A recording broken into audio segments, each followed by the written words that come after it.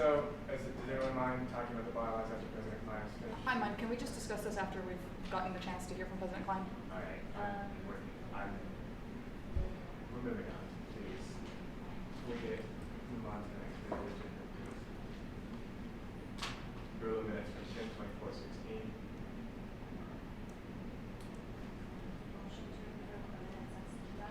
I object for all of the reasons in the emails. So do we want to discuss the minutes of this meeting, or do we want to talk about representatives to it? So I motion, I believe the motion has been seconded. It's been seconded. All right. So, a motion to approve the minutes as sent out. Can I get ayes, please? Nays, please. So that was 3 ayes and a lot of nays. The research project grant consent agenda. So I sent this out, and I think actually Charlotte also sent it out to all the reps. Hopefully you'll had a chance to look at it. We had a smaller than average round because our marketing was not quite what we wanted. We fixed that for this upcoming round, so that shouldn't be nearly as much of a problem. But if you are wondering why there's only 10 applications, that's why.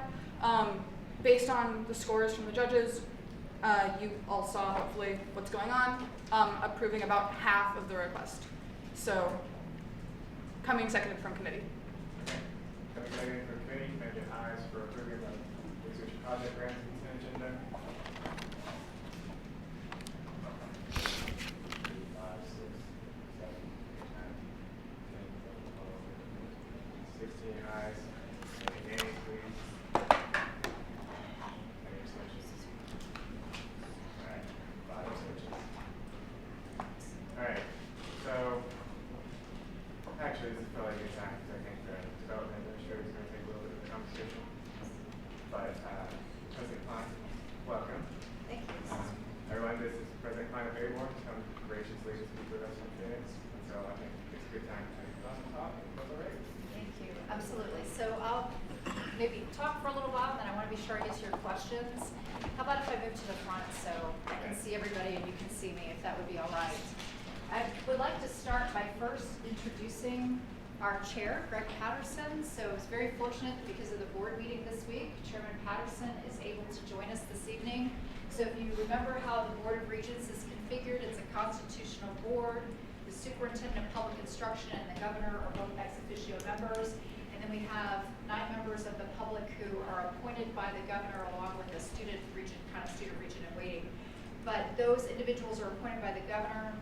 Greg Patterson was appointed by our former governor, Jan Brewer, and this year has become the chair of the board. And so it was fortuitous he was able to come along, and he represents, obviously, the entire state as a lay member of the board. I'm the board's full-time president, so I act as the president and CEO for the organization in partnership with the university presidents, and he's here in the capacity of chair. And so thank you for coming tonight. And so if you have any questions for him, obviously, I'm sure he'd be happy to answer. And I just appreciate the chance to visit with you again. I think it's been maybe 2 years since I was here with you in person. We met at another building, as I was saying earlier, and we last year had a lot of the student government representatives come to the ABOR office, and we had a teleconference and talked about key issues. But I'm pleased to be back with you because when I was here 2 years ago, we were just in the midst of revamping our approach to working with students. So clearly at the board level, we aren't directly responsible every day for students, except that we happen to have the authority to set all of the policy for all the universities and confer the degrees, give the universities the authority to confer the degrees.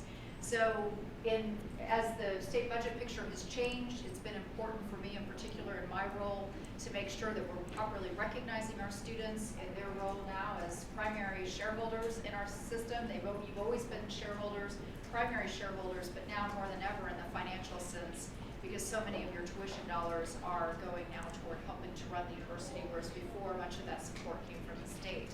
So with that, in the past couple of years, we've augmented our relationship with students to make sure that students are part of these annual operational and financial reviews that we have implemented with each of the universities. We make sure our student regents have dedicated time on each agenda, and we're also trying to make sure that I have time to spend with you so that I can understand directly what your issues are and make sure the regents are aware so that as we need to work with the presidents and the board to adjust policy, we can do that.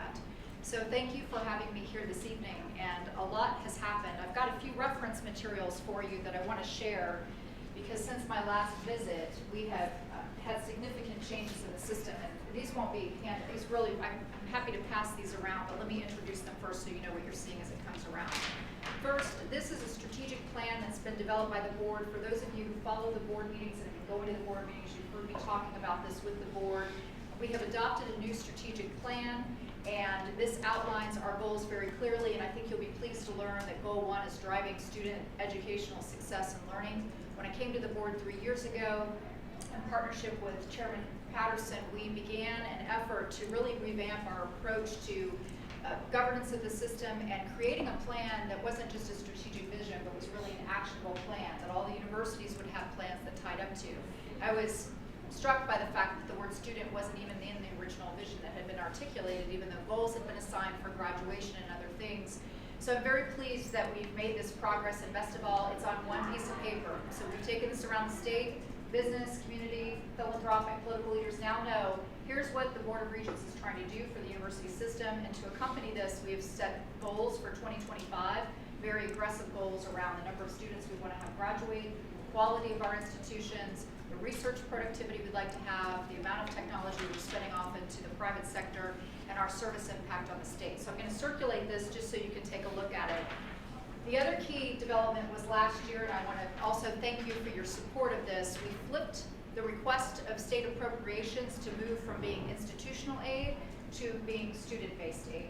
So coming through the downturn, it was very clear we needed to change our approach with the legislature. We weren't having a lot of traction, needless to say, and after 2 years ago when we had the larger than anticipated cuts, we at that point visited as a president's team. I worked with the presidents, and I give them a lot of respect and appreciation for working with me so we could flip the model to a model of requesting state appropriations that would support students. We've made great inroads with having the legislature understand that before the downturn, the state was funding about 70% of a student's education.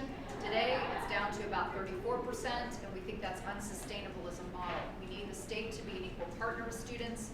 So we put into place, the board adopted a model for us to approach the legislature, and we're asking for a 50-50 split. We're asking the state to support 50% of the cost of educating our resident students.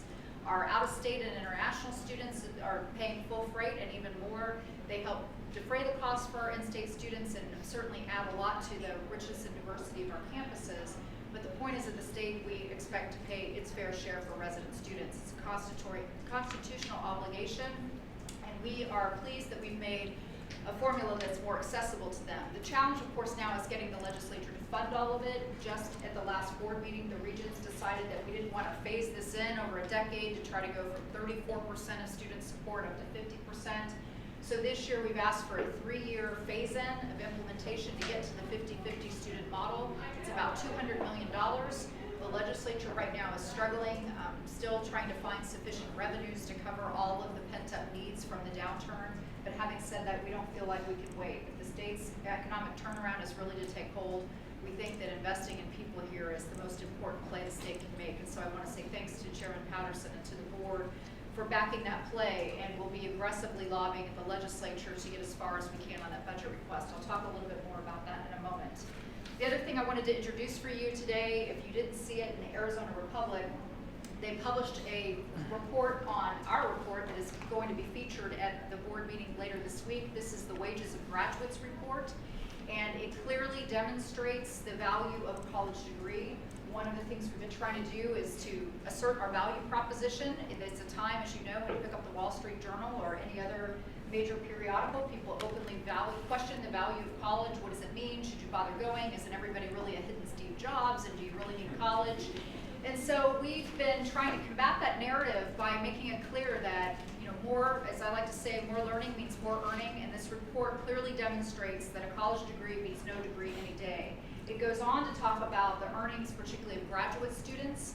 And I'm pleased, and you'll see more detail about this report, that your investment in your own education is going to pay off. And you know that, that's why you're here.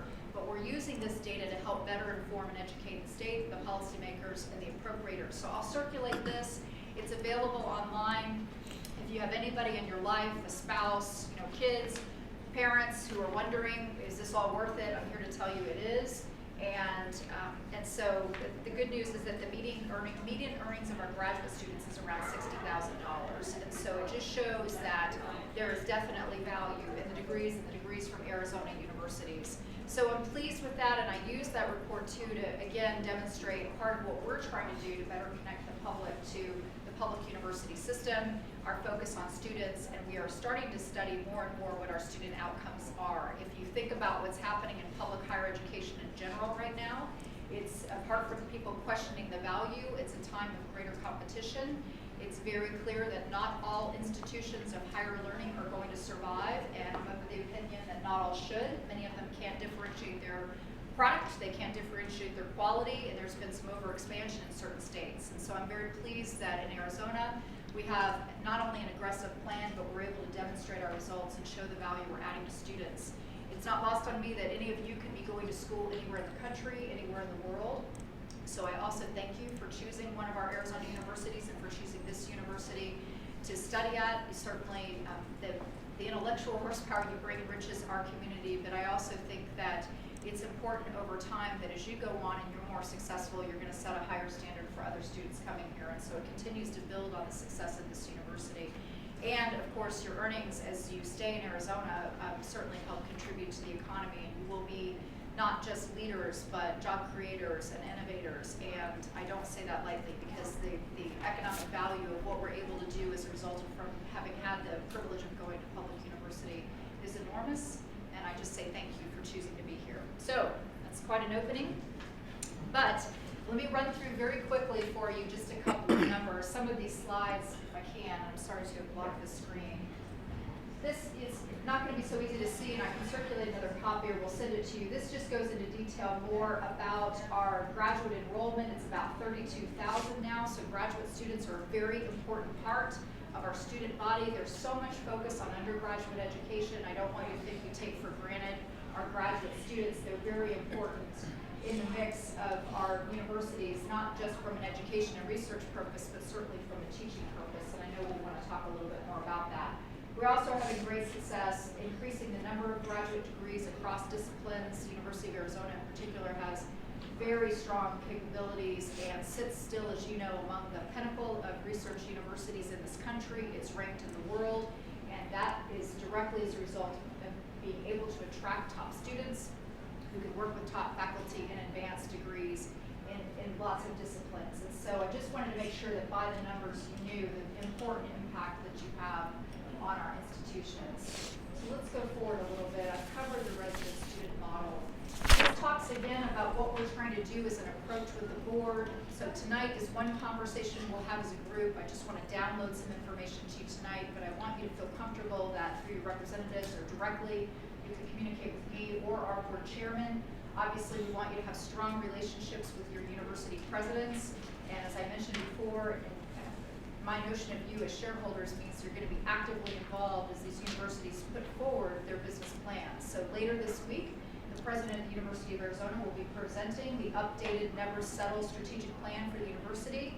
I don't expect you to study it, but I do expect you to be acquainted with it. You are obviously representing a lot of other students, and I want to be sure that the university is on a path that has your buy-in, and over time that you believe is going to be a path that isn't just sustainable, but is going to really allow the university to continue to grow in stature so that your degrees continue to hold value over time.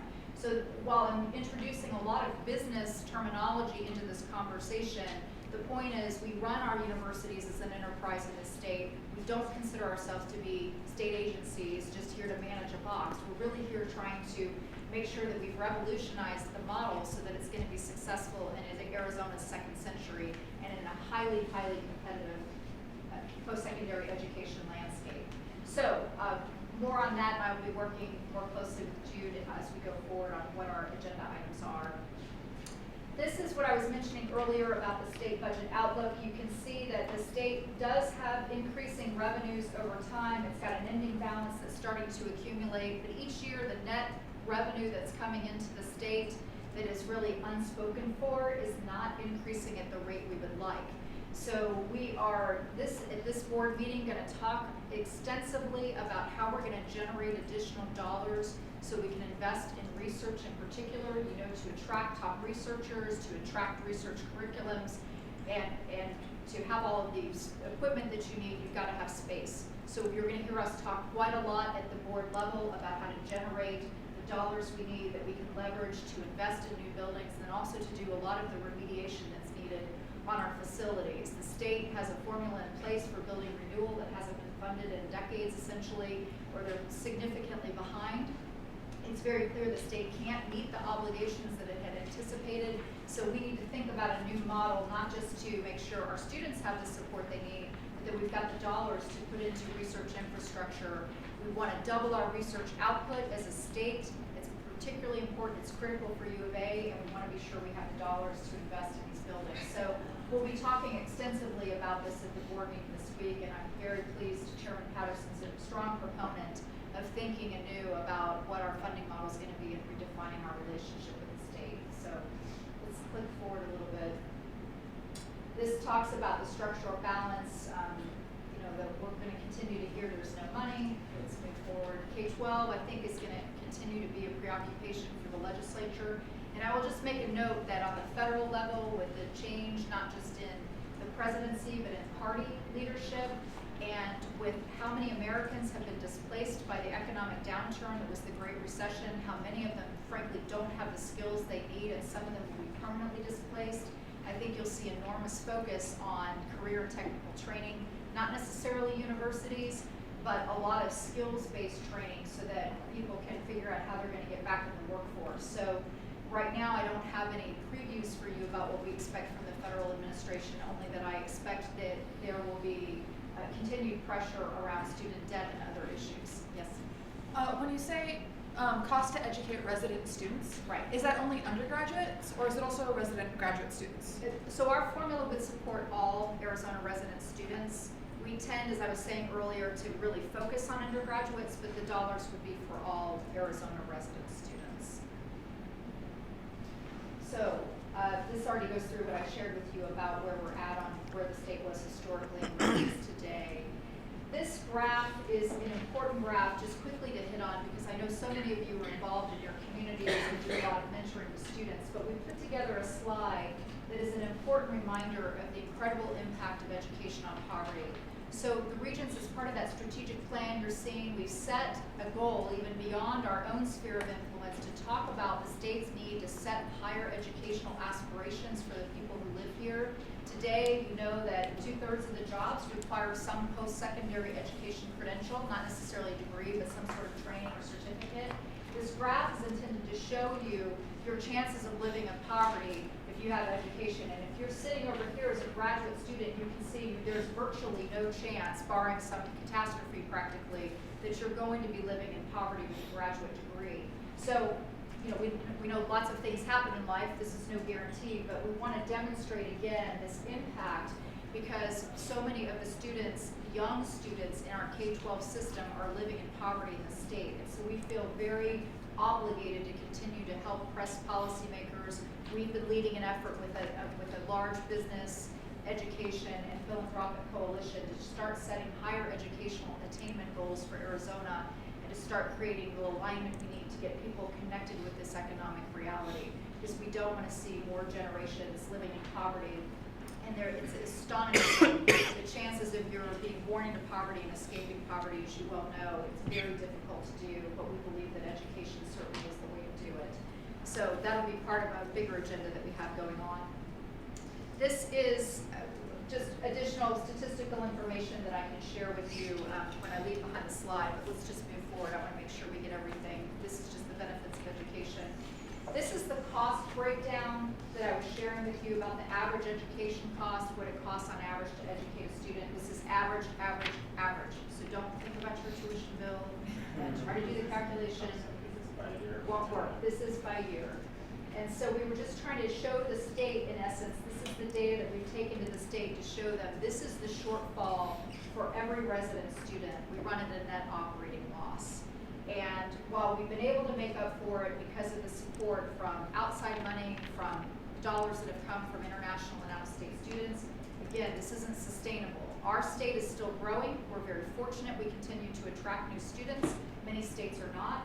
but we can't count on that as being the way that we're gonna float the boat. And so I just wanted to make sure you're acquainted with the numbers. It's important to me that we all operate from facts. So the ABOR proposal is, as I said, this year we're asking for the first of a 3-year phase-in against the 50% resident funding model. It would be about $78 million for the first year. That's about double what the legislature says it has available to spend. We're pressing forward anyway, and we just want to fight it out for whatever is available. And we also want to make sure that we don't get too far down the road where the phase-in gets stretched, because at some point, if it takes 10 years to phase it in, it's really not a goal. It's just another aspiration, and we really can't afford that. So we'll be aggressively lobbying for that. Our student groups last year have been very supportive of the model. You helped us get the model flipped, so it focused on students, and you helped us get some new dollars invested in the model. So we're going to need our students to continue to help raise awareness for all of this and the importance of supporting our students. We can go on from here.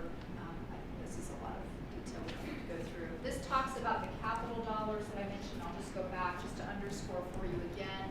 We have about $671 million in need booked on formula.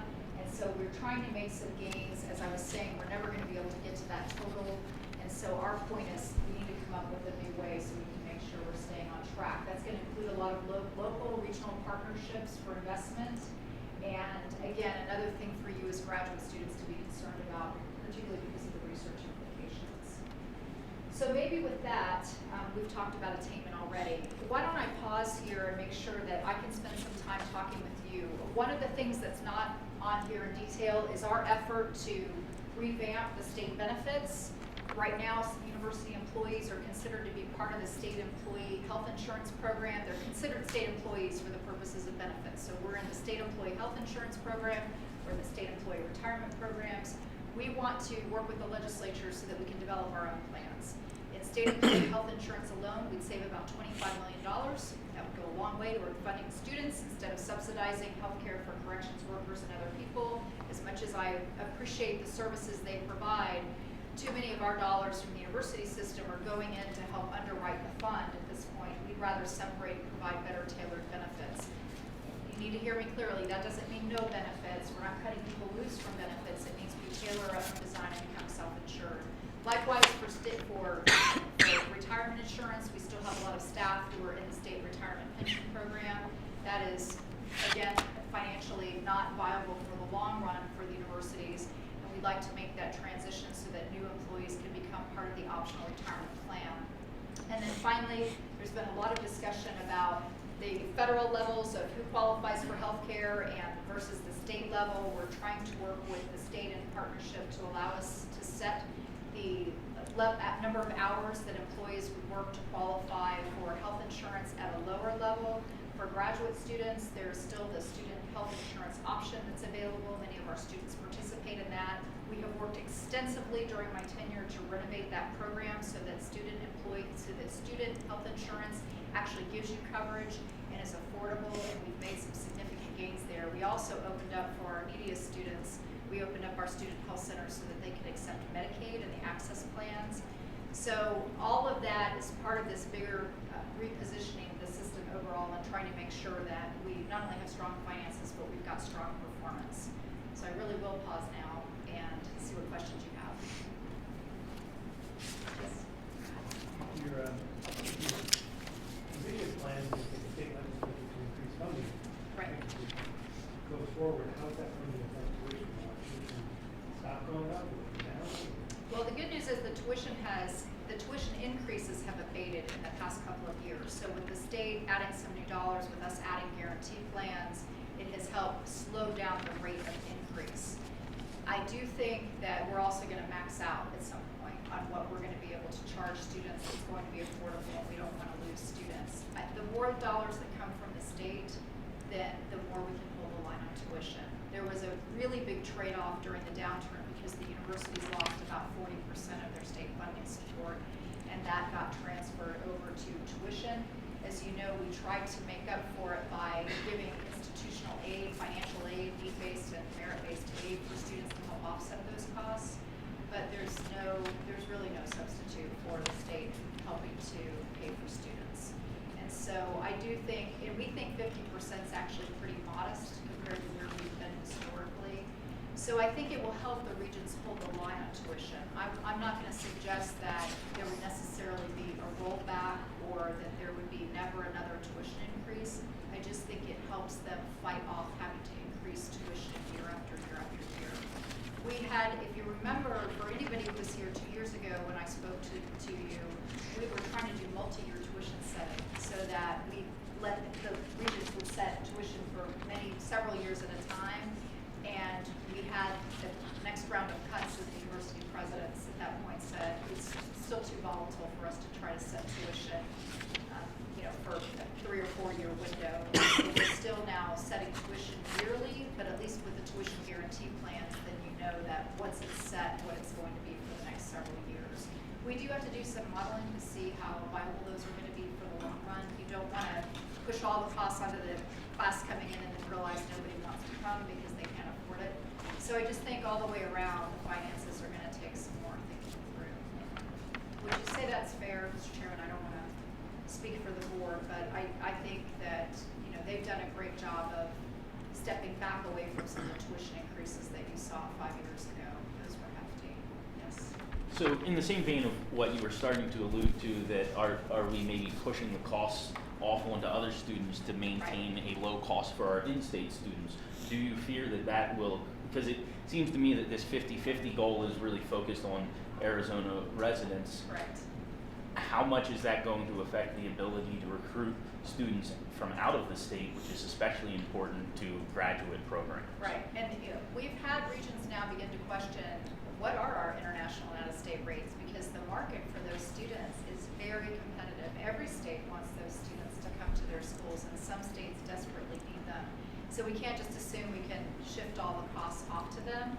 And also over time, as people get better at learning through technology or technology-assisted learning, then there's going to be less of a desire for students to pack up and go to a campus. So I think we've got a lot of competitive forces that also make us take a look at both sides.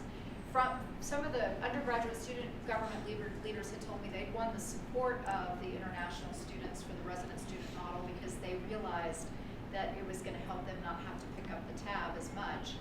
But right now we're fortunate that we have a strong supply of international and out-of-state students. The question is making sure that we're not pricing them out for what we're able to offer. So, again, just more stuff that our team is doing, more modeling around to make sure that we don't see that market dry up.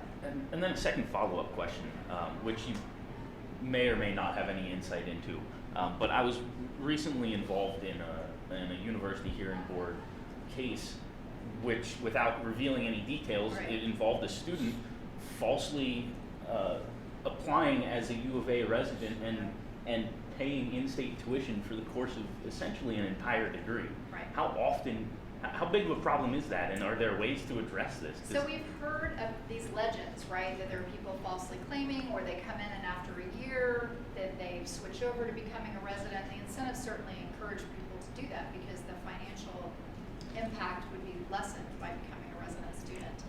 That won't be the case for every student because many, you're just going to have some people who don't ultimately want to trade off their residency, but for many students it's going to be very tempting. I think we're going to see an era where it's going to be really hard to continue a model where you have an in-state student, an out-of-state student, an international student. In places like Texas, they've got regional cross-border students who get in-state tuition. We've got neighboring state tuition. At some point, all these rates are going to collapse, and there's going to be tuition. And what I'm worried about is we don't have quite yet the right approach around financial aid to make that work, but you can get a sense that that's where things are going. And the bureaucracy around managing residency and eligibility is enormous. And so I think we'd also have fewer costs if we were less preoccupied with that. But right now, as long as we have the political model that says our residents deserve a break, our tax dollars should go to support our students, then we're going to continue to see people wanting a break for in-state students. So all the more reason I've told the legislature that you have to actually help pay for your students, because otherwise you may as well just charge everybody whatever the market will bear. But that requires a lot of rethinking around financial aid. So that's my prediction for what's going to happen. Is there any plan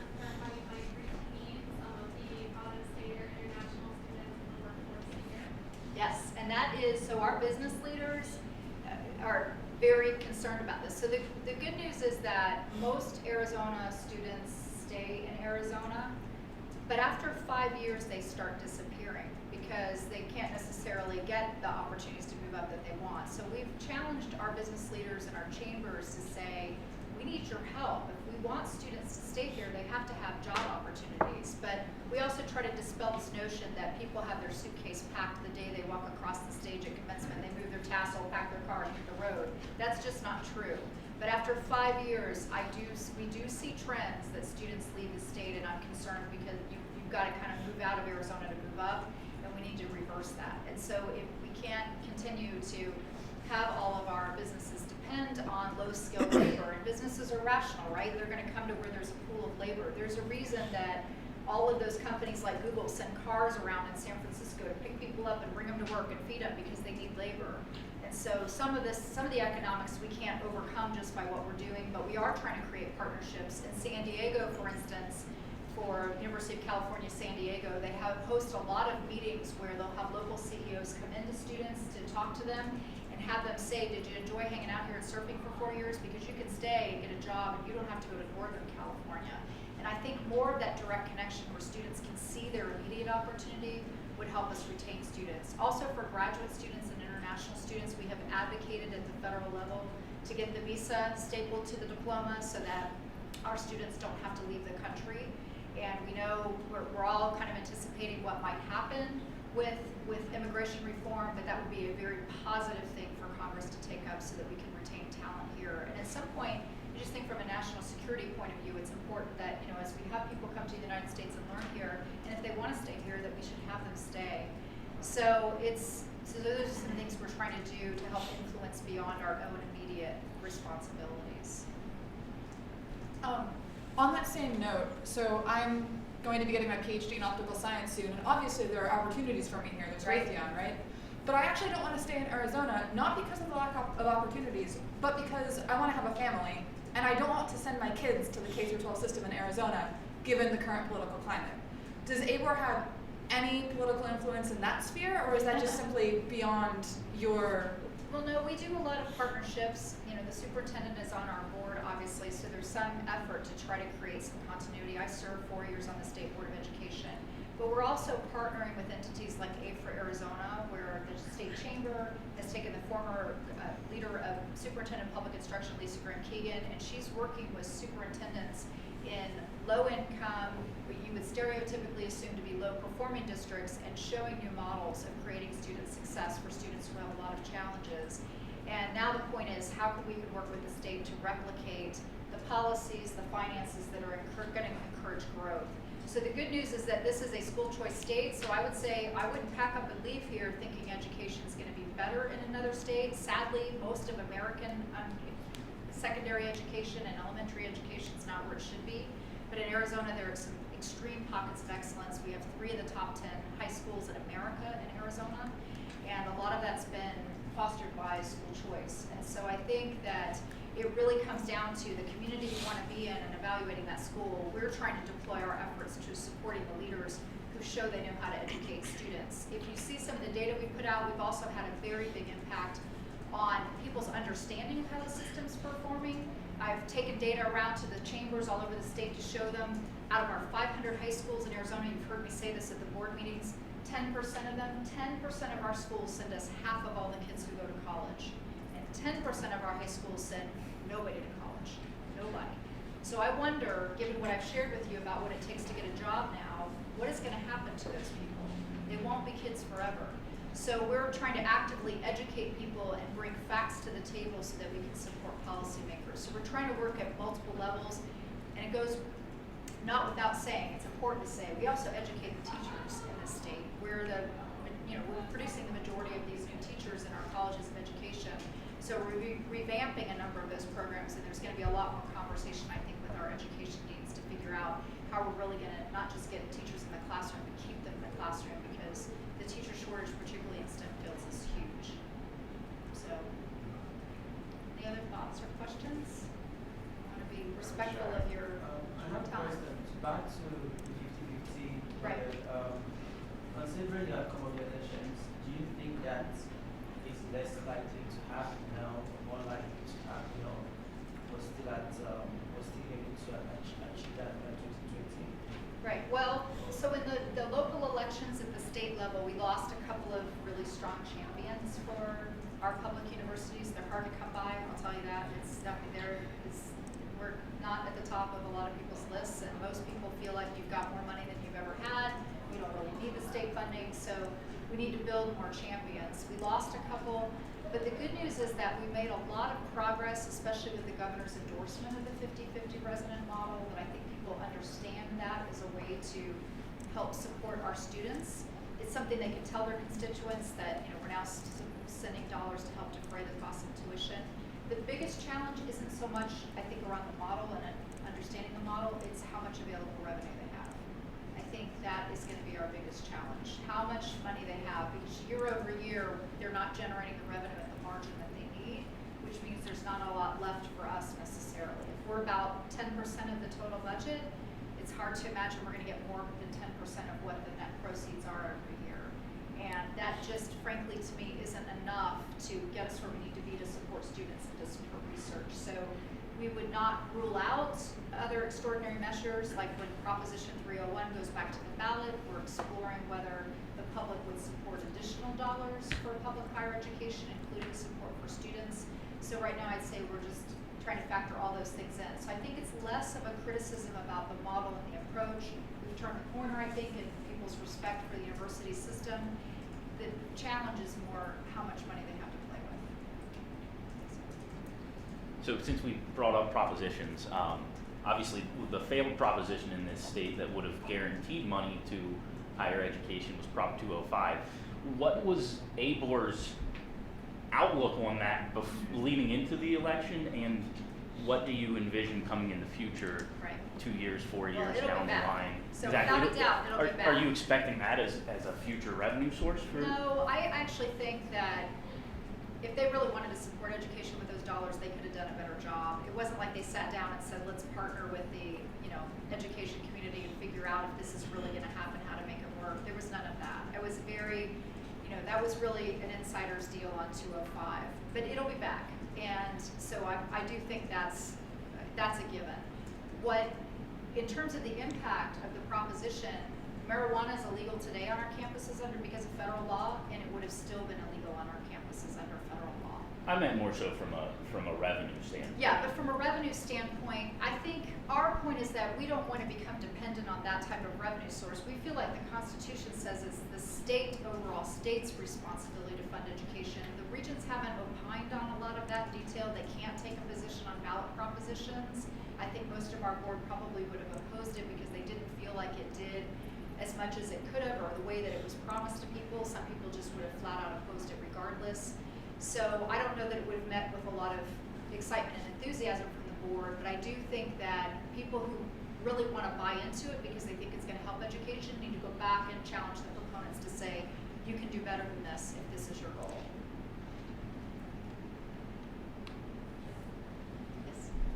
2 years ago, we talked about fee reform, possibly. Yes. Payment fees, sunset Right. clause. What's on Thanks the- for remembering. Thank you for remembering. I know. And we haven't gone very far. I didn't want to say that, You're welcome to say that because it's true. We didn't get very far. I do think that, fees, there's always so much focus on tuition. People forget about fees. We have seen some fees get rolled back and reduced, but the ambition we'd set of doing a sunset type review, taking a hard look at fees, we haven't gotten very far on that. I would like to see that reinvigorated. I've called it Fee Reform Part 2. We made some initial progress, at least in how the process of setting fees, which was murky at best, I would say, in the past. It kind of seemed to happen in a black box in certain instances. I think we've enhanced the transparency around all of that.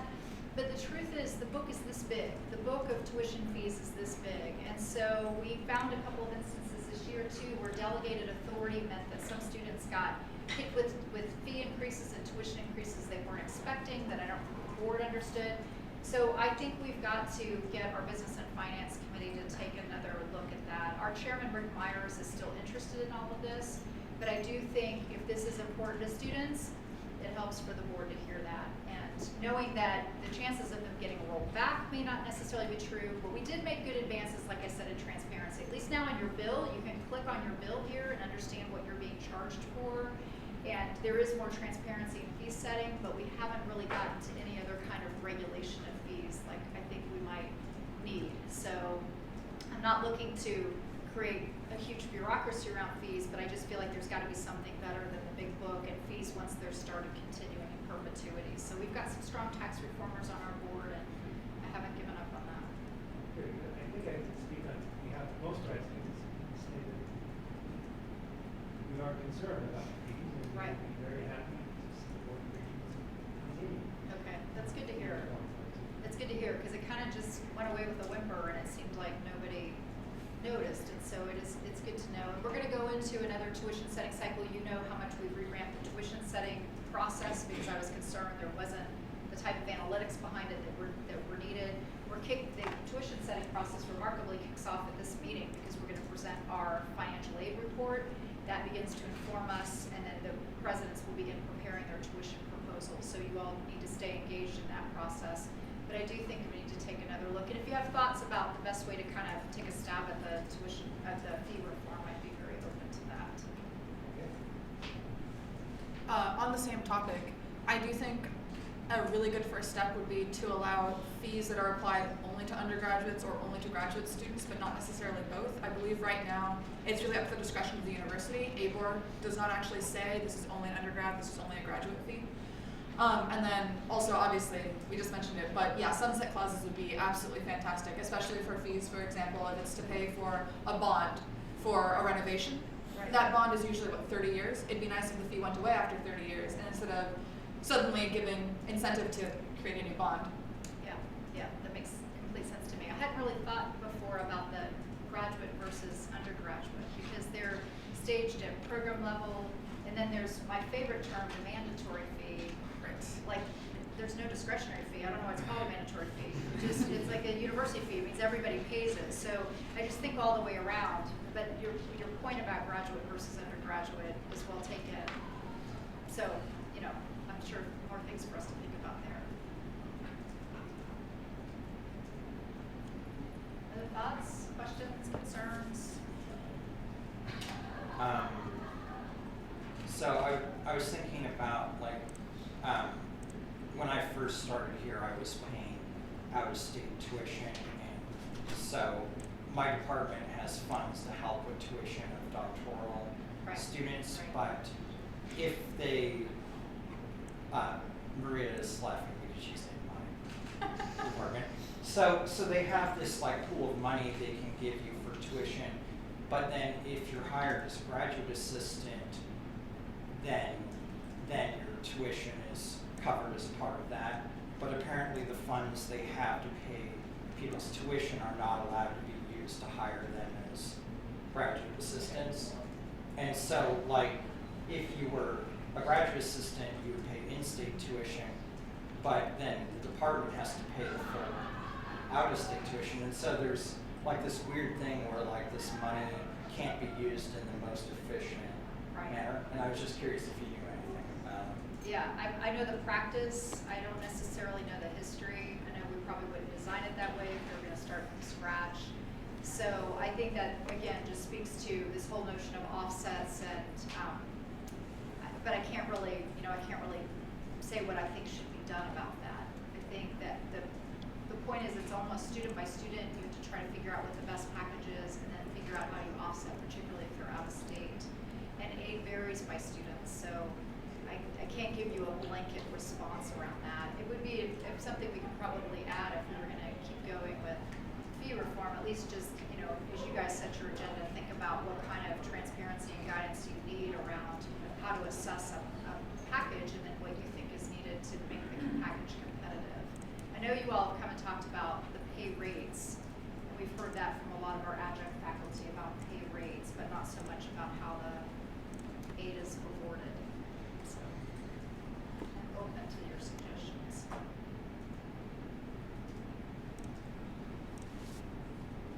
Good thoughts? I don't know, Sharon Patterson, do you have anything to add on any of this? She said, well done. Well, thanks, and ask you a question directly? Can you just maybe speak to just the dynamics of, so this is a 10-person board that you are the chair of. I think I had heard in the past that there's quite a bit of educational diversity on the board. Is that still the case? How many are college educated? How many aren't? Does that maybe create some of the problems in kind of targeting some of the goals towards higher education, just getting uniform agreement from the other members that the governor has selected to be on a board? No, the regents are all very much advocates of the universities and have a lot of experience with the universities. So my undergraduate is from here. So I grew up, I went to Catalina High School not too far away, and then my graduate degree, my law degree, is from ASU. And so most of the... That's the case with most of the... Yeah, all of the regents are education advocates, and all of the regents are very highly educated and are appointed by the governor because they have a great deal of interest in education, and then are confirmed by the Senate as well. So the board is almost unanimous in everything it does. It's very collegial. It's not confrontational. We consider ourselves advocates for the university system, and so you're not going to find folks on there who are saying, oh, we should be spending the money other places. You're going to find folks who say we need to be more efficient, or what's the structure need to be. We hold the schools accountable to goals we set, and we set very aggressive goals for them. It is not an audit function. We don't take a look at the presidents and say, we're here as a check on you. We are here to advance the interest of the schools and the students and their stakeholders and their constituencies. And we've chosen a president, and the president chooses a team, and we hold them accountable. But more than that, we empower them, enable them, and really give them the resources that they need to get it done. And so we do hold them accountable for it, but we're not an audit function. And how often do the members of the board cycle through? We have 8-year terms. Okay. And so there are occasionally regents who have served multiple terms, but it's one 8-year term. Okay. It's the closest parallel to a public corporation that you can get for a public entity. It's very similar to being on a corporate board of directors. So when you think about it, we have 3 university platforms, very different, becoming more differentiated, and that's a lot to cover down on $4.5 billion in revenues. So it is quite an enormous responsibility. But the mindset, and we're trying to reposition the board very aggressively, doing a lot of reforms and governance to make sure that the board can function as a fiduciary with that end in mind, rather than being a group that's just there in a caretaker mode. This board is there very aggressively trying to advance our institutions. One last word before I go. You might have heard that we have a presidential search going on, and so our search committee has been appointed by Chair Patterson. We have, including regents, we've got about 27 different individuals. They are not representing constituencies. We have people who are there, just a cross-section of the public, who are there to help us field the next great president of the University of Arizona. We have engaged a professional search consultant who has been reaching out across the country and even internationally. We have a number of individuals, a great number of individuals who've expressed interest, and some very strong prospects. So this committee will be meeting tomorrow night. There will be a public session here in Tucson. If you want to make sure one of you is there, apart from the student representatives we have on the committee, please, you're welcome. We're going to talk a little bit more about the university, what its needs are. We put together a leadership profile. All that information is available on our website. And then as we begin going through the funnel of moving from prospects into actual candidates, the regents will be doing interviews, and then obviously we hope to be bringing somebody to campus, or more than one person to campus, in early spring. President Hart, as you know, has decided not to continue her contract. If the board finds a successful candidate, then she will relinquish her seat before, so that the person can transition in early. If not, she's in place and she's going to continue leading. So this week, the search committee will be meeting. On Friday, we'll have this very deep conversation about the University of Arizona, its progress, its plans, its opportunities, its challenges. And so I just encourage you, to the extent that your schedules allow, to please come and be engaged in those conversations, because they really are for real about charting the future of the university. So with that, Just how many faculty members are on the search committee? we have, what is it, about 4, I think, 4 faculty members. I'm not sure the total, there's, We've got several members. We've got a couple of people who are from more of the institutional student support services, so faculty leaders, but we have a couple of people who are researchers. And we have 2 students, I believe. So, Thank you. yeah, you bet. So I just want to make sure you know, and you can always find out on our website what's happening. We're trying to make sure the community stays very connected. We'll also be visiting with the editorial board too, because we know all of Tucson cares about this decision. So thank you for having me tonight. Thank you for this conversation that we've been having for the past couple of years. And by all means, please let me know as things come up that you need us to attend to. Appreciate it. All right, Thank you. thanks.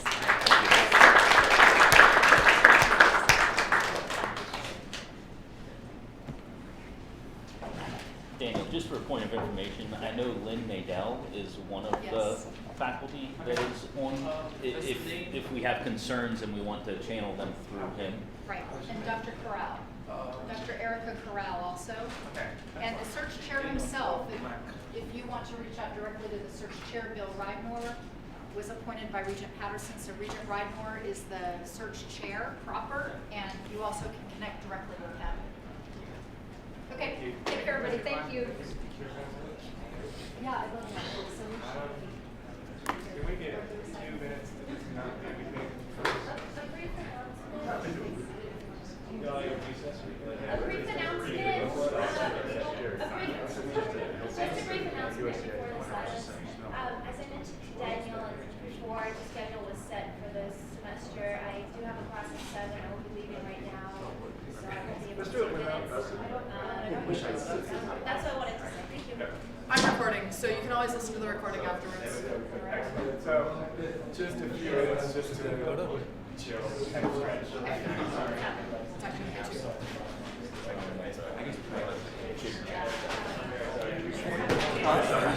Not yet. So I have this. Sure. Anything specific you want to know, yes or no on, or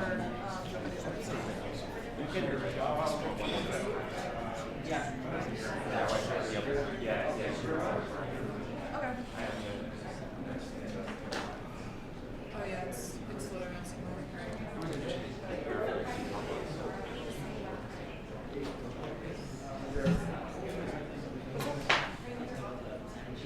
yeah, I don't remember how often.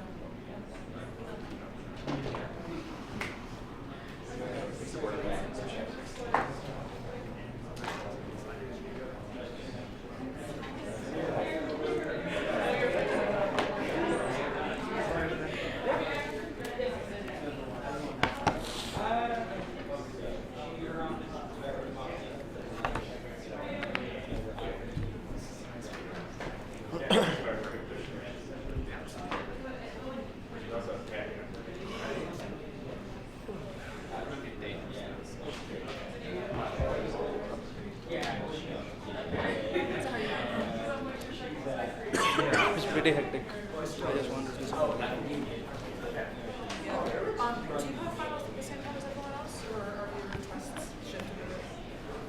When to the 9. Doing anything for Thanksgiving? Oh, Thanksgiving I'm going to Phoenix. Visit my friends. Oh, nice. Is the meeting tomorrow night? Is that somewhere on the website or anything? Do you have some friends at Vegas? A couple of friends and a few more friends are actually kind of Yeah, I would think those times and locations should be listed somewhere. So does I would PhD guess students have Old exams? Main. Yes. Well, it was what class do you take? Oh. So I actually don't have any exams because I'm taking a math class. So test is for a class.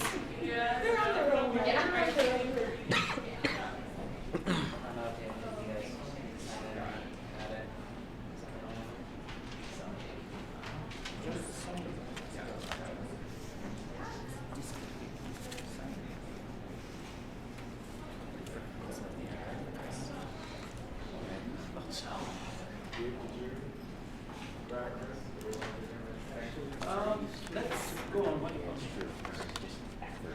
There. Is that true? Maybe just this spot. Is that what you're right?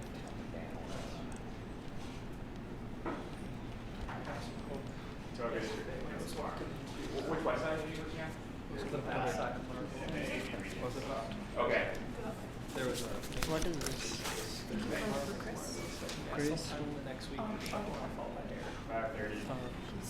The recon room and the student union. I'll circulate that on my. Okay, so what should I write? I don't know who gets that. Just write Thank you for congrats. supporting us. All right, I think that's sufficient. So, let's get back to it. Everybody. We're at development administrator. Would you be back? We'll get started on that.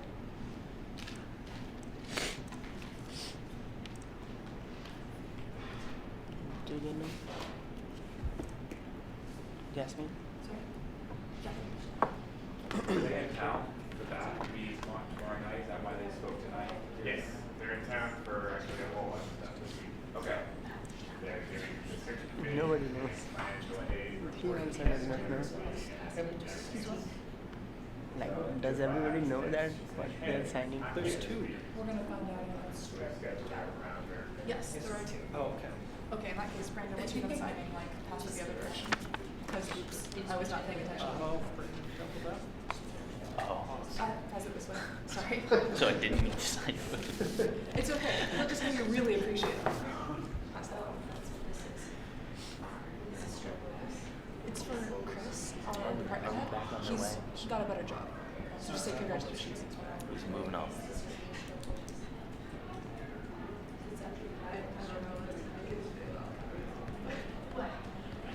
We're all the worst.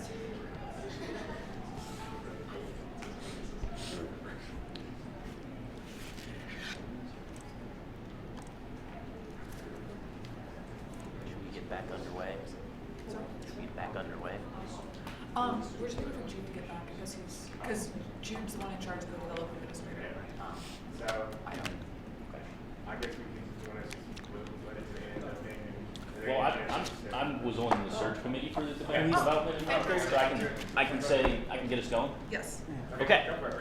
So I was on the search committee for the development administrator. We met with all of the candidates that applied, and we have put forth Sarah Netherton's name for filling this position. She's a good candidate. She fits everything that we're really looking for in the position. So we would recommend that she be promoted, selected for the next development administrator. I have heard her name. Is there anyone who has anything to say? Alright, so close eyes. 2, 5, 8, 11, 14, 18 eyes. Names. No names. Any abstentions for the record. 4 abstentions for the record. And then 6 abstentions because you and Jennifer aren't in the room. So that's good. Graduation regalia. We talked about this for very briefly over the summer, but now there are people. So let's talk about this.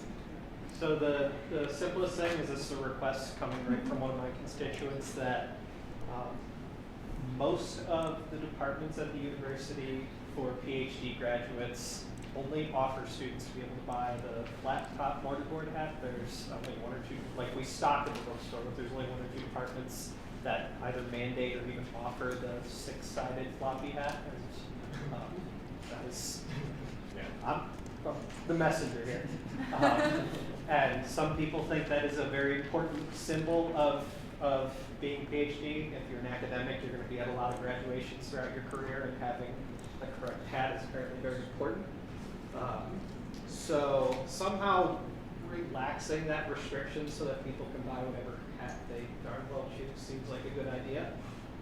But if there's feelings on it very strong either way, or mandating one, just the cost difference is about double for the the PhD hat versus the traditional mortarboard hat. So mandating people to spend even more on the ribbon that is graduation regalia seems silly, but giving people that option seems maybe reasonable, but that's maybe an idea for discussion.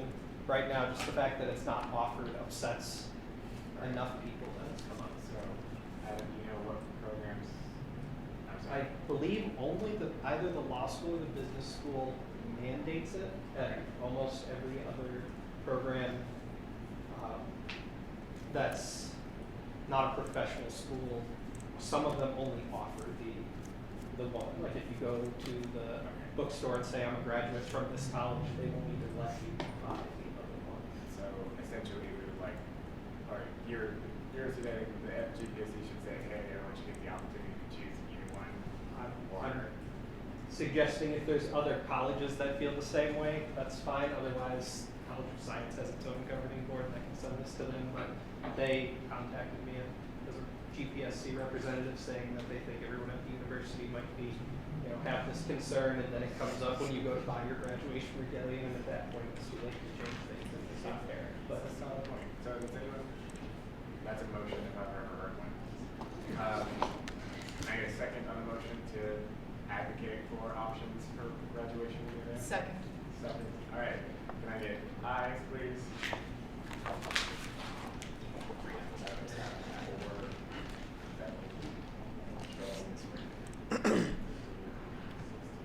16 ayes, any nays? I didn't understand this. All right, so Adam, would you mind to start drafting some language? yeah, All right, sweet, and then we can. I don't even know who to send it to, unfortunately. Yeah, we can do but- Maybe the bookstore. Yeah, I guess. We can take it back up in 2 weeks. Okay. So I think, actually, can I think it'd be awesome if you could draft basically what you just told us, but, lay it out however you think sounds more eloquent. Send it to all of us. We can all start talking to our own faculty or department heads or deans. I have the slides that you program. Yeah, so it's basically just trying to find out, and then in 2 weeks we'll all say what we found and see if there's an obvious person for us to talk to. All right, cool. So, on to new business, the travel grant workshops. I actually forget who asked for this, but someone asked for constituents wanted to get workshops to teach how to apply for travel grants. Anybody know what I'm talking about? Go at once. Sorry, what was that? The travel grants workshop. Oh, yes. That was, Sorry. Jasmine, sorry. All right, Yeah, so what's up so with specifically that was actually Eric's thing, but he's not here tonight. So he held his constituency meeting, which is awesome. You guys should all hold your own constituency meetings. And one of the things he got a request for from his constituents, and I think this was actually from multiple constituents, was travel grant workshops. How do we write a travel grant? How do we write it correctly the first time instead of submitting a bad one and getting told how bad it is and having to try again? So it does seem like, especially because our process is more competitive this year, I'm guessing a lot of students are going to be wondering exactly this. How do we write a better travel grant? How do we not lose points for no reason? So I think it would be awesome if anyone, because really we should all be qualified, and if we're not currently qualified, we can talk to Janelle and become qualified to hold a travel grant workshop. So it'd be great if we could start making those available to our constituents. I will say anyone who has not yet held a constituency meeting, you can do a travel grant, how to write a travel grant workshop as your constituency meeting. That is perfectly fine and will probably get you better turnout than just saying free food. If you say free food and a better chance of getting free money, you'll probably get better turnout. So this isn't so much like an obvious action item, so much as like a plea for people to please do this if they think it'll in any way help their constituents, and also like an informational, if you don't know how to do this, there are resources to help you figure out how to do this for your constituents. Brandon? So are there any concerns about maybe an ethical, providing people with too much of an advantage where someone might just say, all right, here's all the inside things that you need to do to make sure that you don't, to me that seems to be giving a slightly unfair advantage to a select group of people as opposed to having material online associated with the travel grants that everyone that's going to apply has available to them, whether it's in the form of sample, here's a good one, here's a bad one. But I just fear that maybe some some people might be a little too generous in their hints, and then we don't really have an even playing field anymore. I think Rahul and Jennifer and James. Well, I have to say that as a professional student, most of the students like concentrate on like their studies or research, and not all of these students, like probably students who belong to like College of Engineering or College of Science, are that good writers. So providing a travel grant workshop will help them in knowing like what to write and what not to write, because they are not going to apply for travel grant just for the GPSC. They will be writing grants later in the future to different sorts of places. So I mean, it's not like they're giving some kind of advantage. It's like just making somebody aware like what to expect and what not to expect. So I think it's totally fair. And of course, like if somebody is not coming to the workshop, then it's not their fault. It's not our fault actually. I mean, if somebody is really wants to get a travel grant, then he will be like eagerly looking forward to those kind of workshops. Yeah, I was going to say something similar, which is just kind of teaching students about how to write grants is never a bad thing. And I don't really think there is a formula to like, do this and you will get a travel grant. I'm a member of GPSC. I was turned down for a travel grant twice due to formatting issues. And I even called them and asked them, like, what can I do to change it both times? So I don't think there's any amount of information that can be given that can really like guarantee you a travel grant after that experience. So educating people is never a bad thing. Also, I want to add few things like Okay. Just wait for Hold it. your question back up, and I'll get back to you. James. Oh, okay. So, I think what I wanted to say is I like the idea of having a workshop, but I think it might be good to make it a little broader and like cover the process of submitting a conference application. How do you find a conference? What does an abstract look like? So basically like the prerequisites that you need to put together a travel grant and not just like only focus on the travel grant. I also think that like the number one recommendation the workshop is going to have is to serve as a judge before you apply, and I feel like not a lot of people actually follow through on that suggestion, and I feel like if we actually said that to them in person, like if you want to get a travel grant, first volunteer as a judge so that you can see what they look like and get to see what makes for a good and not good travel grant. And I think like pointing out things like this to the people is going to be more valuable than just being like, oh, here's everything you need to know. You know, here's all the secrets, because the best way to see those secrets is to actually judge other people. I just wanted to ask if we decide to have a travel grant workshop, can we expand it and make it travel and research? Yes, absolutely. Yeah. I actually already have a PowerPoint for that. Most whatever workshops you're going to have. I would like to say, as a teacher of writing, all of this information is freely available on the internet. So if you're uncomfortable with the idea of teaching a workshop, there are options out there where you don't have to create any of this stuff. And I also don't think it's a bad idea for us to just put some of that stuff on our own website and say, here is what the internet tells you is a big travel grant, so start here. So I think that might mitigate Brandon's concern that only certain people with the technical expertise or the interest will help their departments get a particular edge. I think there's nothing wrong with more education, but I also don't think we should bottleneck it up. There's no reason, there's nothing I can teach you can't find on Google anyway. Alright, and then it was going to be Rahul, Adam, and then Brandon. I have mine up first, remember? Wait, oh yeah, sorry. Got it. Okay, so in response to would this create an unfair advantage for the people who go to the workshops? So the fact is, right now there are people getting a perfect score without us doing workshops. So clearly there are people who can figure out from what's already available how to write a really good travel grant.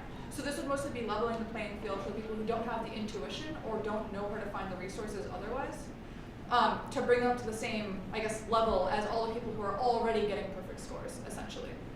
If right now we had a process where no one was getting a perfect score and our workshops would let them get a perfect score, then I would totally agree with you. But because that's not the situation, I'm not worried about that. Rahul, did you have something? I just wanted to add, like, I recently completed the evaluation of the 3 people who had submitted for the travel grant. So, like, workshop will not tell them like what to write. Like, workshop will tell them probably like how to write, because I evaluated 3 candidates from like totally disconnected backgrounds, and their content was very different. But then, like, the application that they submit, it should reflect like what their motivation behind it, how much enthusiasm they have, and whether really it's going to help them in their professional development or an academic development or not.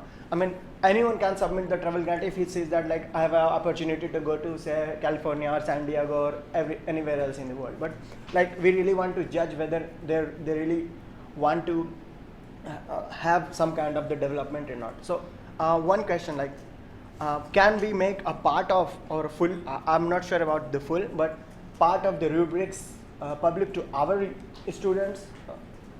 I don't actually know. I think that's a bad idea. Yeah. But Adam, Brandon, and Well, I have answer to his question.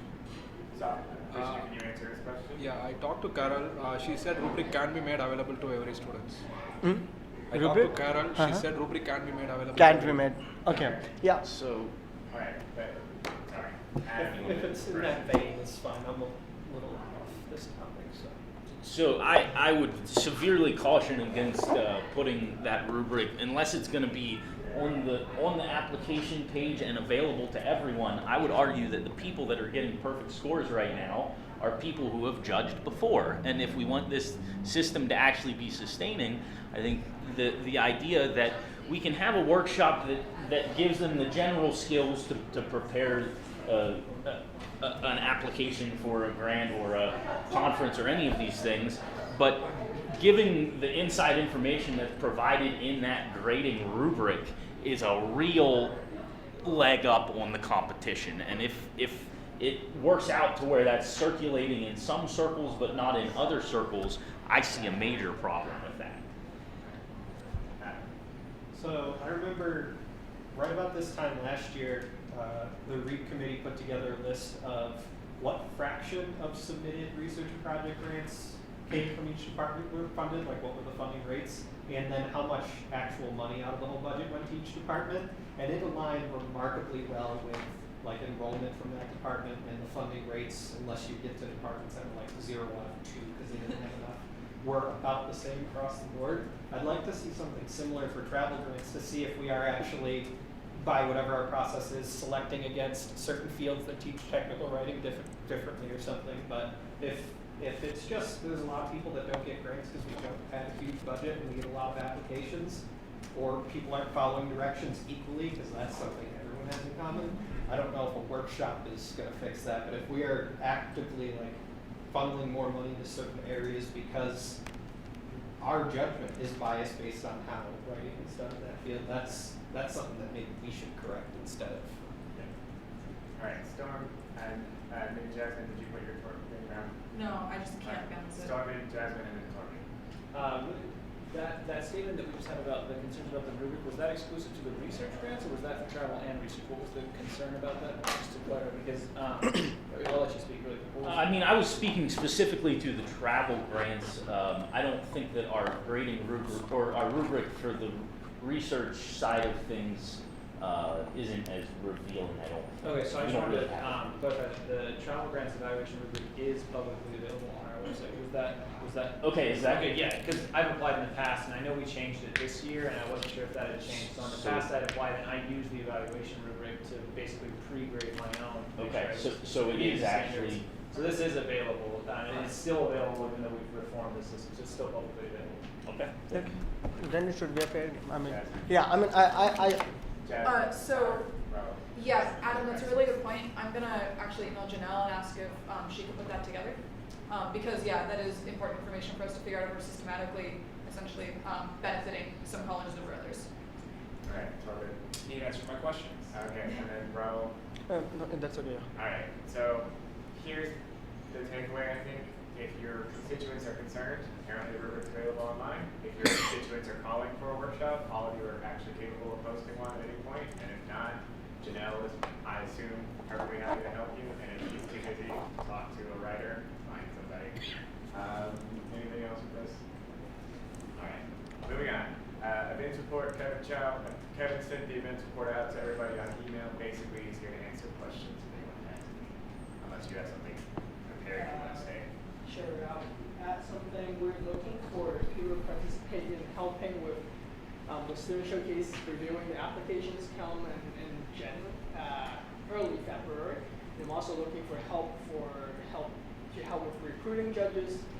It's just a matter of emailing professors and calling them, or maybe if your own professor, advisor is interested, or if you know anyone, I can use as much help as I can to recruit judges, because that's always a problem with student showcase. So if you're interested, shoot me an email and then we can go from there. So it's not reviewing applications. Usually we get about 120 applications. The review is pretty straightforward because we just want to make sure there's no one submitting a project that is inappropriate or something that is completely out of line. We rarely have those. We usually get maybe 1 or 2 every year and usually with some letting the student know, they'll usually fix it. We pretty much allow, with the size of showcase, we pretty much take all the applications as long as they're serious applications. About how many judges are we trying to fill? Like how many were there last year? We're lucky. We have somewhere between 40 and 50 last year, but it was a very growing amount. And I'm really looking between 60 and 80 because of the size of showcase. And we want people to get judged not just by one judge, but by multiple judges. And can you speak to the diversity of those Yeah, judges? so we have judges from both grad students, faculty, and community members. So the judges, the categories in the showcase right now is not academic based, but the topic based, so they can judge across different academic areas. There's a rubric for them, and there will be a judging orientation the morning of showcase. So I'll walk through how judging works with all the judges the morning off. So grad students are welcome to be judges because we always have an undergraduate category, and grad students are welcome to come judge undergraduate category. But I still need a lot of faculty. We have faculty and also staff. We have a lot of librarians who always pick up the judging responsibilities as well. So those are the kind of people I look at. We also have community partners. We had an engineer from Raytheon a couple of years ago, and then some angel investors in town who were interested in seeing what they do, and they're like businessmen and engineers themselves. So pretty much anyone from all walks of life, as long as they show that they have the expertise to do so. So I'm going to suggest that you contact Sarah Netherton because something that we had sort of discussed in the development mission is to really pave more partnerships between GPSC specifically and community businesses, leaders, and so forth. So this might be a good opportunity to tap into some of those in a united way, whether it's just inviting these businesses to come witness the Grad Slam, but even better if they were to actually come and judge, then they can not only see the research that the university has to offer, but then maybe be enticed to write a check at the end of the night and contribute to the next year. So I would suggest that is something that you have in mind as that event approaches. No problem. Anything else? Sarah is on the development summit? Yes. Okay. Alright. So is there anything else for her? Go back. Constitution amendment. I won't go there. So this is the diversity thing. I think there were conversations that happened over email over what's going on. This is the version A that Maria initially sent out based on conversations with the Inclusive Excellence Strategic thing. Jesse Baxter, our legislative affairs person, along with a whole bunch of people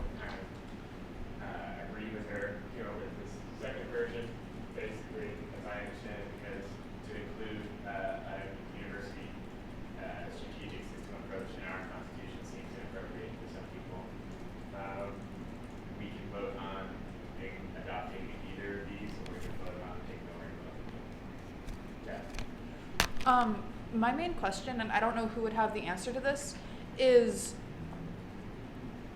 would it be strategic for us to adopt the language that the new, what is he, Vice President for Diversity or something like that?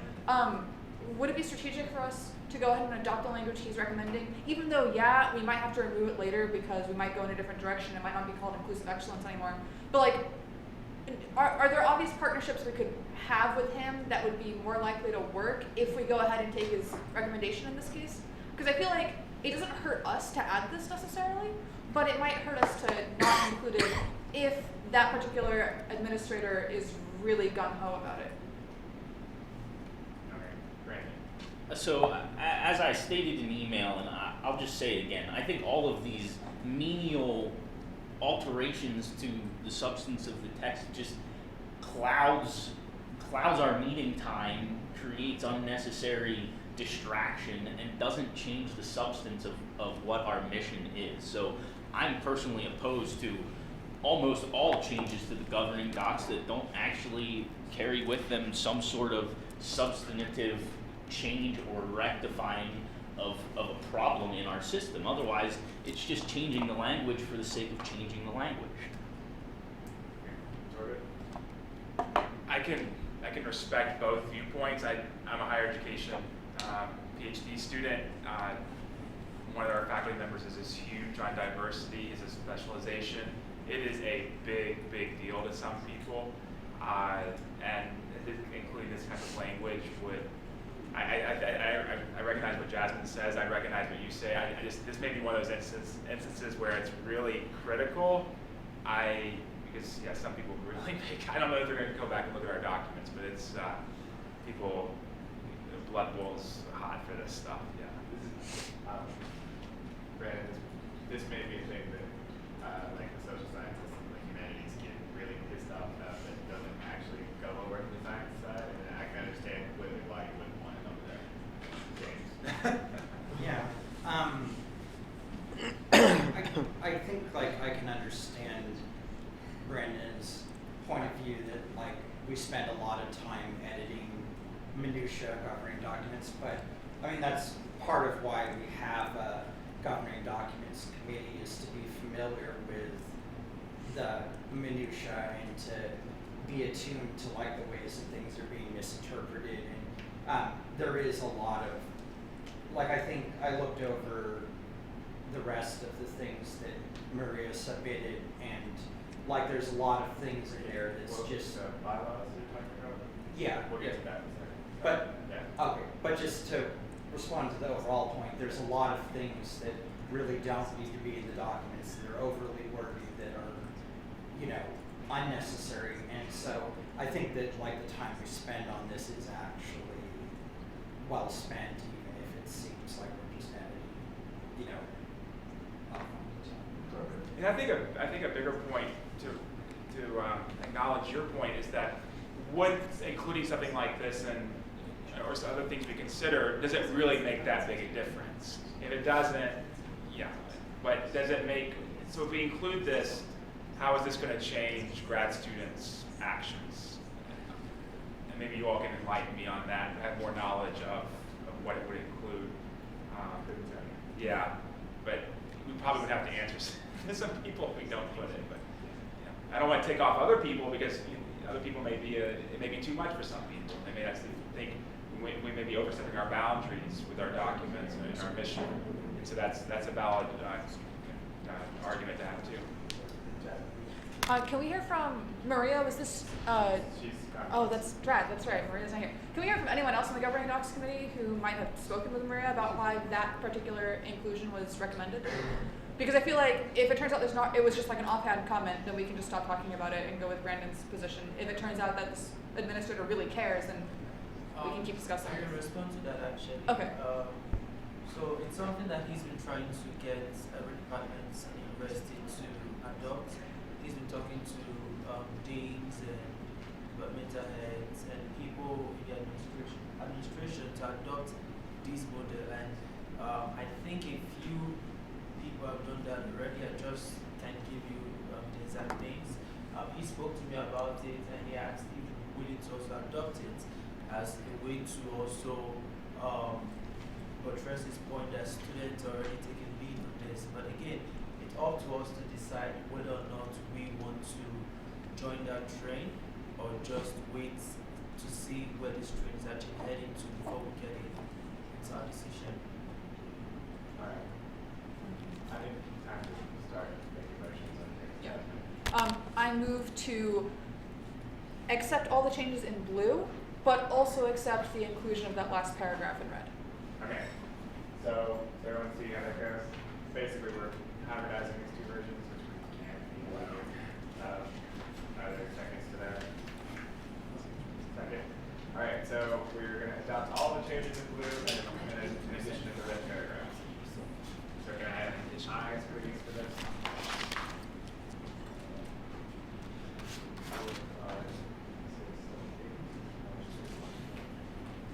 16 ayes. 17 ayes. 18. No, I got 17 ayes. 3 nays. 1 nay. Any abstentions? 3, 5, 6. 6 abstentions. Okay. 16 that passes, or 17 that passes. So I'll have waiver in drinks there in the Constitution. All right. So that's done. That's done. Okay. Spanish workload and retaliation problems. James. Oh, yeah. So Spanish Sorry. workload and retaliation issue. Okay, so I had a constituent of mine call me rather kind of riled up about workload issues, and it's a particular problem in the department he's working in, but he felt like maybe there was more of a systemic issue that we might want to address.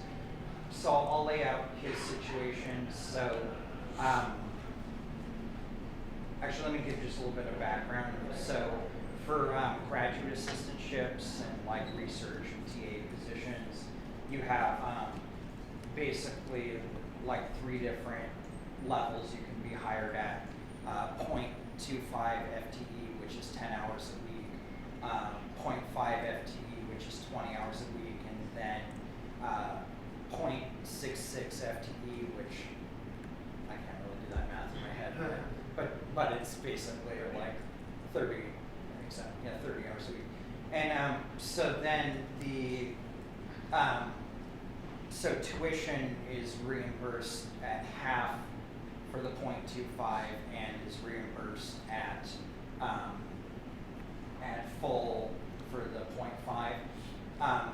But so in Spanish, rather than just like leading a discussion section or leading, just like helping with the class, like the students are actually teaching the entire class. So they're teaching kind of a small class as a teacher of record, and it's like a lot more work than you would think. The classes are actually 4 units each instead of 3 units each. And so he's teaching a 0.5 but spending about 30 hours a week on it, and the department's not willing to up them to like 0.66. And apparently, were you the one that was telling me that like at one point students had gone to their department with complaints about the workload and were told that they'd be fired if they didn't remove their names from the letter. So I guess the question is this problem existing in other departments, or is it just an issue with them? And if other people are hearing about these kind of problems, then what would be a good next step to addressing it? Right. Before to clarify, your constituent teaches 2 sections of Spanish at halftime, or 1 section of Spanish at halftime? 2 sections at halftime. 2 So sections at halftime. So he teaches 8 units at halftime FTE, which I teach 6 units at halftime FTE, and so those are supposed to be equivalent. Corbett and then Jeff. Yeah, I mean, I think it raises an interesting question. I work as a labor organizer for Service Employees International Union. We were trying to organize last year as non-tenure track faculty union with grad students. And so it raises a question, where is GPSC what support can we offer? What support do we want to offer in the future without having a formal union? It's I mean, the Spanish department does have a history of being, very tough to deal with, negotiate with.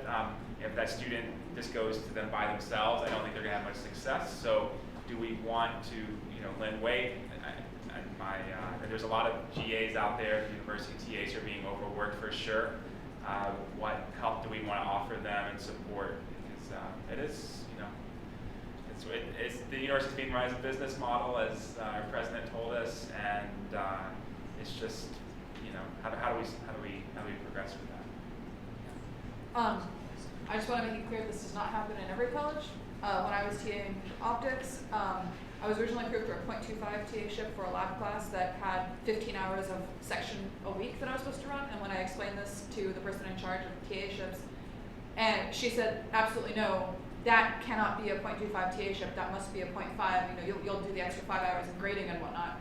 And there was no way the professor could have forced me to do essentially 20 hours of work a week for a .25 TA ship. So the fact that some departments and some colleges are willing to put their foot down and say, no, you cannot do more work as a TA than you are getting paid for, means that there should be some way of pressuring the remaining colleges and departments into falling into line.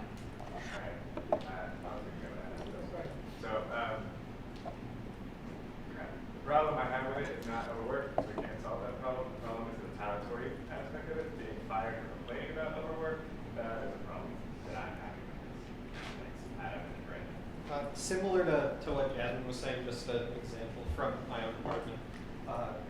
The teaching coordinator for, it's nearly 100 TAs, asks you to log your hours, what you're doing every week through the whole semester, and if you are working significantly over your whatever 20 hours for your halftime is, won't reduce your teaching load, but will meet with you to discuss and figure out what you can do. So there's clearly the option for that feedback process in some departments, and maybe encouraging other departments to select that instead of students saying we're overworked and everyone else saying no, you're not. More of a dialogue instead of just two people by hands. Brandon and James.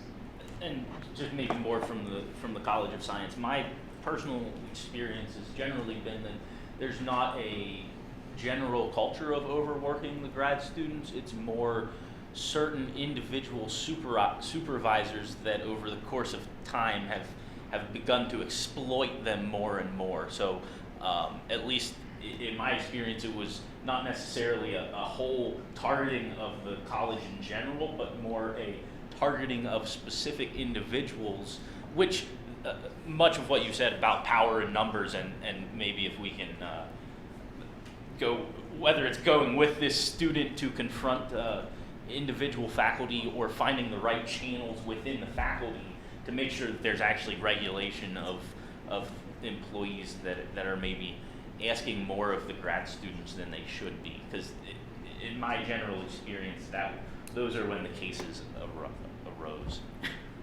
James. Yeah. So one of the thoughts I had was that maybe maybe like the graduate division or the graduate dean or someone could send out a letter to departments, just like kind of reiterating what the hours expectations are, and telling them not to retaliate against students who complain about workload. Like, and because sometimes these kind of things, like, if there are students and they're afraid of being fired, if you could be like, hey, there's this letter, it says that you can't be fired for this, whatever, then maybe that would be kind of reassuring to people who decide to come forward. And also just like that, maybe like if departments knew someone was actually watching, at least on some level. So I was going to try and bring this up at the graduate council, which I serve on, but I wanted to kind of run it past GPSC first, so I could be like, hey, we've been talking about this. People have raised this as a concern, as opposed to just like, well, I had this one student who complained, and I thought I'd put it on the agenda to present. So what I'm hearing is it sounds like different departments have different solutions for this, so maybe the best way to approach the graduate college is to essentially say, is there a universal solution that can be put in place for all colleges or departments? Or is this going to have to be like a department by department thing? And then here are the recommendations we have from some GPSC members who have seen a solution in action. Okay, so where do we want to go? Do we want to do some action items? Do you want to go to the general council or the grad council before we do anything else, James?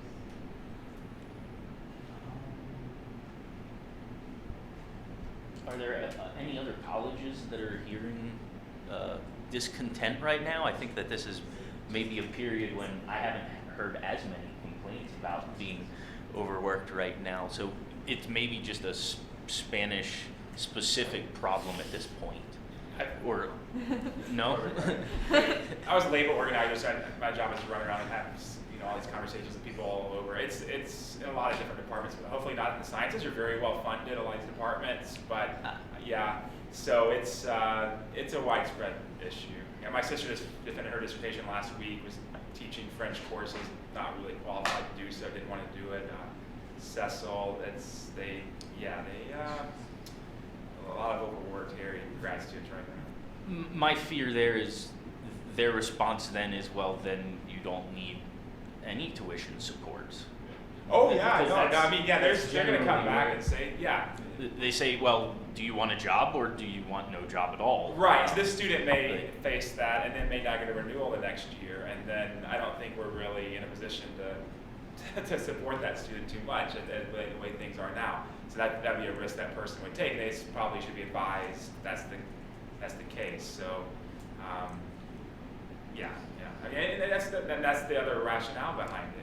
It's So something there's always going to be some Some under-rumbling people accept it, of someone and feeling you overworked. can change universities if you want to or not. So morally, maybe a bigger picture to it. I will say that the writing program is trying to systematically reduce workload for graduate students this year. So, and that was part of us. That was by the English department getting part of SBS. So it sounds like there's a particular thing going on in the languages, which is part of how the language courses are structured with 4 units, which is strange compared to the rest of the university. Basically, it's kind of like running a lab, but not because they're not getting paid. The Spanish department doesn't get a whole lot of like science grants stuff going on. So that's the key thing I think is happening, is that this is a very specific small issue that gets kind of ignored because those people don't have any particular political power, and graduate students are even less. So my feeling, this is what I would propose, is that we say we've had these conversations, and that James goes to the graduate council and says we've had these conversations, and then you report back and see what's going on. Because I don't have a problem with us writing a letter saying, hey, we support all of our graduate students, and graduate students should be overworked, or going to the graduate dean and saying, hey, some of our graduate students are being like systematically exploited, even more so than the rest of us are. But I don't think we have that information at the moment. Like, I'd like to see the lay of the land. Does that make sense? Yeah. Yeah. And maybe if people could, talk to people in your departments and stuff who or graduate assistants, find out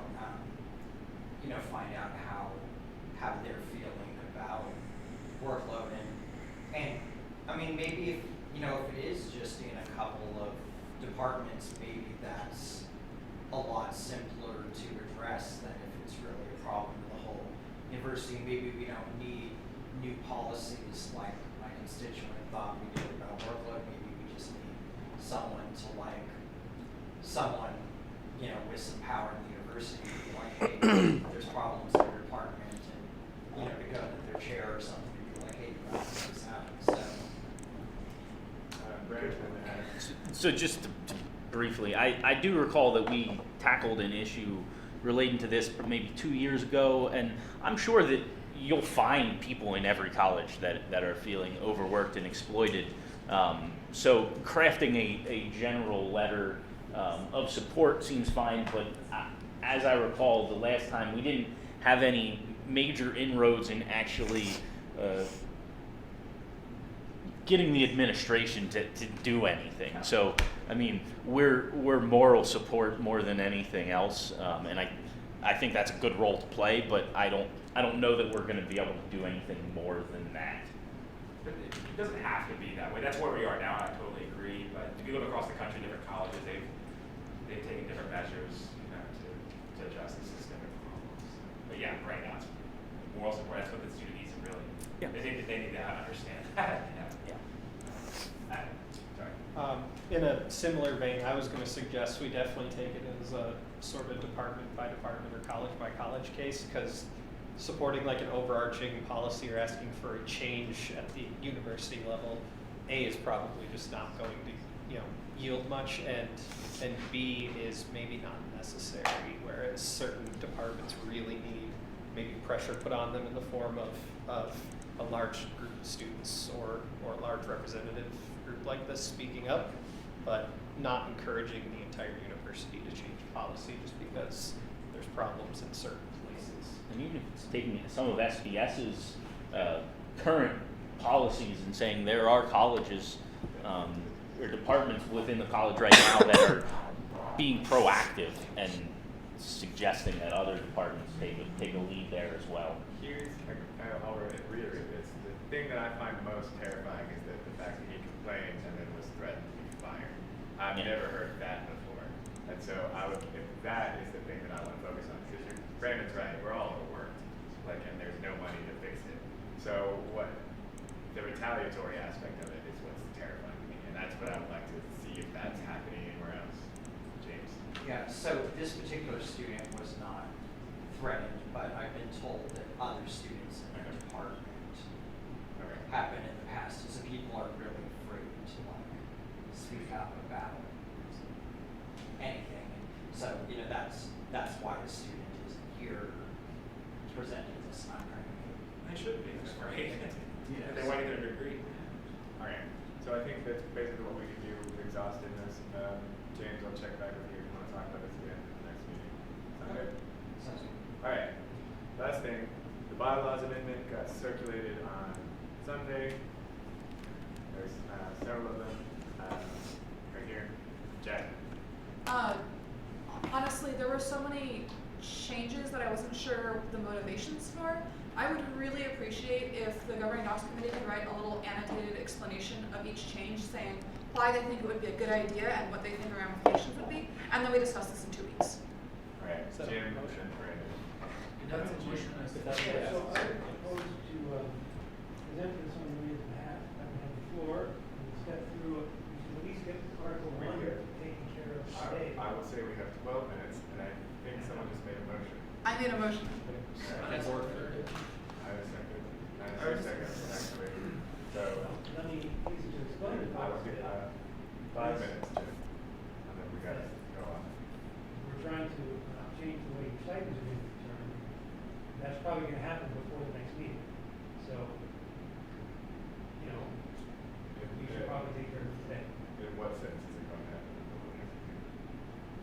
Well, if you follow the same schedule we did with the summer stipends, we can take care of this in the next executive.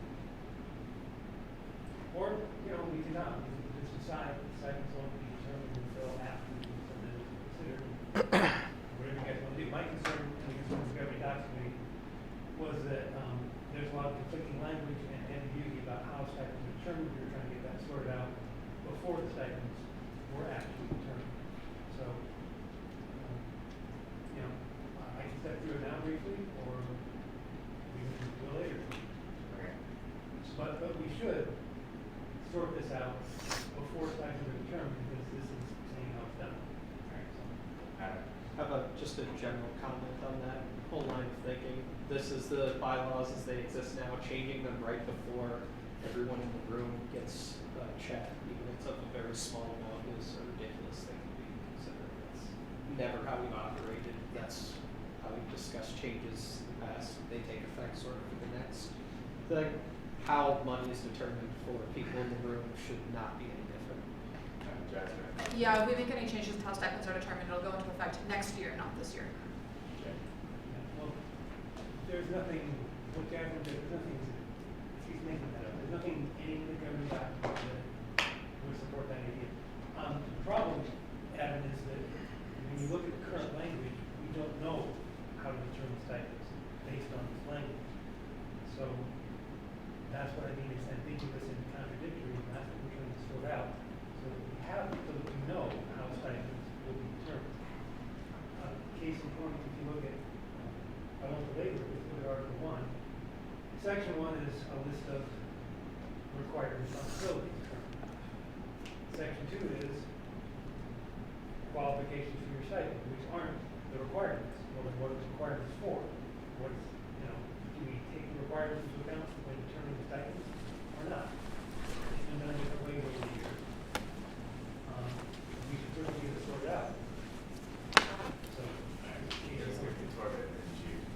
It just, points of clarification, like the first one, you attend orientation. Would it be makeup orientations? If you don't make the main one, is it a one-shot deal? You lose 50% of your stipend? Just some of these specifics. well, the way we reworded this was to make Section 1 not requirements, but sort of your nominal duties.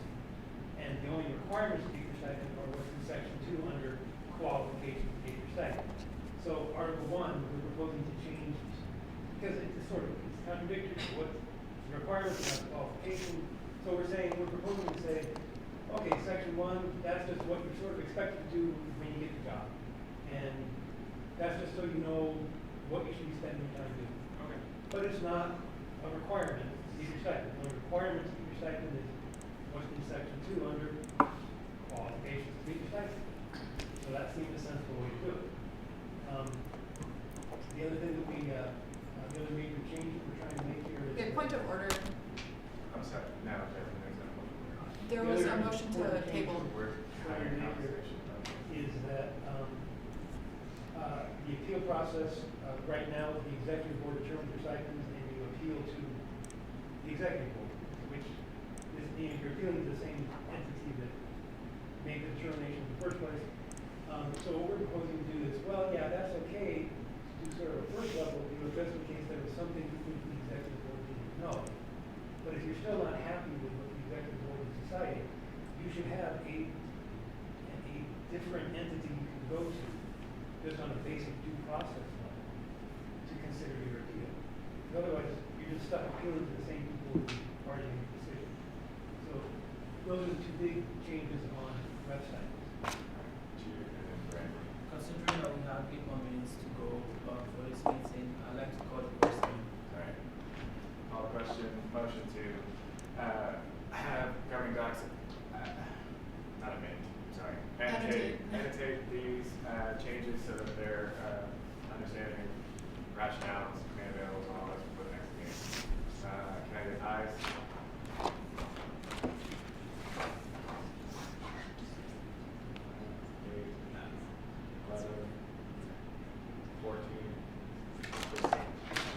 15 ayes, can I get nays? 2 nays, can I get abstentions? Alright. Make a motion? No. Can I get a motion to? Well, I would move that we not determine anybody's stipend until we can finish considering the bylaws. Jasmine. If you read Article 6 of the bylaws, stipend and workload review, it says very clearly that the current council only makes determinations regarding stipend and workload for the next year, not for itself. Therefore, this is actually a completely ridiculous motion because we can't do that.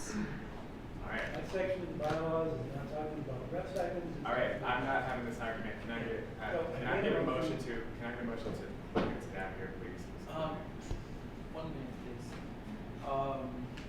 Sorry to interrupt this. As a lot of you know already, Chris will be leaving us starting tomorrow, I think, or sometime this week. And it hurts me so badly to say this actually because I've only got to know Chris for a couple of months now. I joined GPSC in April, as some of you know, and became president in September. And I've had to work with Chris within that last 6 or 7 weeks now. And it's just an amazing person that I honestly wish I got to know him a lot more. And realizing that he's going to step away from not just the university but from the state, and there's a chance that I may not see him very soon, hurts me really badly. But again, I am excited for him because I know he has a better opportunity where he's heading to, However, we thought that it would be wise for us to have something for him as he's leaving. And so we decided that as an organization, as GPSC, we're just going to have a little token to say thank you for everything you've done for GPSC. We've been through a lot. You do know that Chris has been one person who somehow has helped us come back together. It's still a work in progress, but honestly, Chris's efforts, both in the open and behind, a lot of you don't see what he does, but he's done an amazing job in trying to help us move forward as a group, help us ask questions, make a lot of decisions that help us as a group. And honestly, on behalf of the grad and professional students at U of A, I want to say thank you to you. What we have for you tonight, it's a very little token of appreciation. It's definitely nothing worth how much effort you've put into this organization, but it's just something to say thank you for everything you've done. And I have the honor of doing this or presenting this to you on behalf of everybody. Thank you so much, sir.